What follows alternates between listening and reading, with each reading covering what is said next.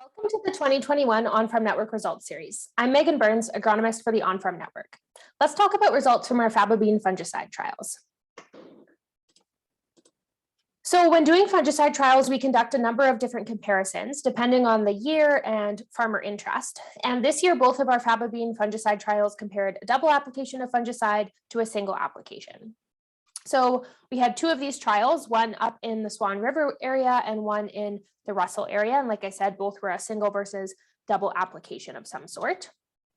So to give you a bit of background in terms of what we're measuring at these trials, for disease ratings and Faba bean fungicide trials, we're interested in quantifying foliar ascochyta, which you can see in this bottom image here, and then also chocolate spot and stemphillium, which is pictured in this upper image. So chocolate spot and stemphillium are two different diseases, but they're so hard to tell apart in the field without the use of a laboratory setting that they have to be rated together on one rating scale.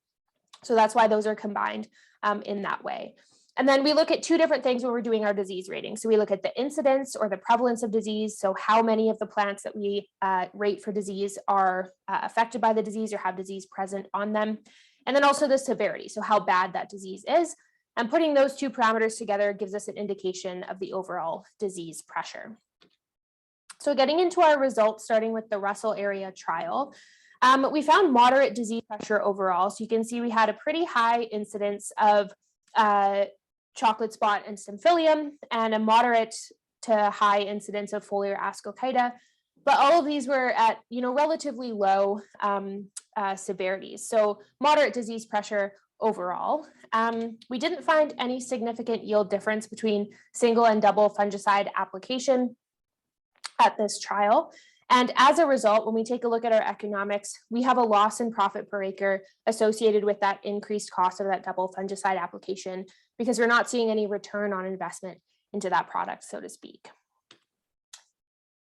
Moving on to our Swan River area trial, in terms of disease pressure, it was a little bit lower here. So again, we have pretty high incidence, but pretty low severity overall. So like low to moderate disease pressure at this site. And similar to what we saw at the Russell area trial, we're not seeing a significant difference in yield with that double application of fungicide compared to the single. And as a result, we have a similar loss in profit per acre here associated with the increased cost of that fungicide, the double fungicide application. If we take a look at Faba bean fungicide trial results across the network, we've only had one other Faba bean fungicide trial. So we just started doing these last year in 2020. And in 2020 at our trial, we had a pretty fantastic yield response to a single application of fungicide compared to untreated. And we saw it was about a 15 bushel an acre yield increase, and it led to about just over $90 an acre increase in profit. So it was a very economical decision. And perhaps this is a case where we could have used a double fungicide application as well. So why did we get the fantastic response in 2020, but not this year? Well, obviously, as you could probably assume, it all comes down to weather. So the 2020 trial actually received 167% of normal July precipitation. July is when we're going through our flowering period and we're pretty vulnerable to that disease development. It's a pretty critical time of the year. So that definitely played into this really improved response we saw with the single application of fungicide in that year under those wet July conditions. And kind of contrasting to that, our 2021 trials only had between 40 and 66% of normal July precipitation. So that weather influence is certainly a big factor, obviously, in disease development and the success of your fungicide application.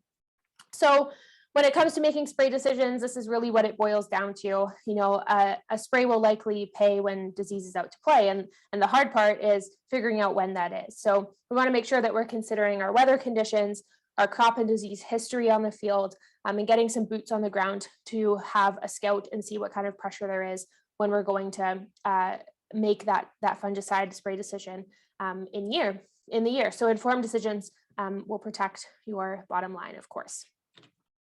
So what's next for Faba bean fungicide trials? So we would like to continue them with interested growers to build our data set. Like I mentioned, we just started these last season. We've only had 3 trials so far, so we're just kind of getting our feet wet when it comes to the Faba bean fungicide area of things. So we're interested to have more trials in more places and more years to capture disease pressure and yield response under different growing season conditions and different regions as well. So a big thank you to all of our on-farm network participants. If you're interested in learning more, getting involved, or if you have a trial idea, please feel free to contact us at any time. Thank you.